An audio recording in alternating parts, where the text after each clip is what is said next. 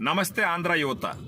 ఈరోజు పరిశ్రమల శాఖ మంత్రితో ఇతర అధికారులతో చంద్రబాబు నాయుడు గారు చేసినటువంటి సమావేశంలో ఏం డిస్కస్ చేయడం జరిగింది అని అంటే, ఇంతకు ముందర మన రాష్ట్రానికి వచ్చినటువంటి పారిశ్రామికవేత్తలు కంపెనీలు పెట్టడానికి గత ప్రభుత్వ టైంలోనో లేకపోతే గత 5 సంవత్సరాల్లోనో వివిధ కారణాల చేత వాళ్ళు రాష్ట్రం వదిలి వెళ్ళిపోవడం జరిగింది. భూములు కేటాయించిన తర్వాత కూడా ఇప్పుడు అధికారులకు చంద్రబాబు నాయుడు గారు ఏం చెప్పినారంటే, వాళ్ళందరూ కాంటాక్ట్స్ నంబర్స్ తీసి నాకు కాంటాక్ట్లోకి తీసుకురండి, పర్సనల్గా నేనే మాట్లాడి కన్విన్స్ చేసి మళ్ళీ రాష్ట్రానికి వాళ్ళని ఆహ్వానిస్తాను, వాళ్ళలో ఒక నమ్మకం కల్పిస్తాను అని చెప్పడం జరిగింది. దీన్ని ఇమ్మీడియట్గా స్టార్ట్ చేయాలని చెప్పేసి ఇన్ఫర్మేషన్ ఇవ్వడం జరిగింది.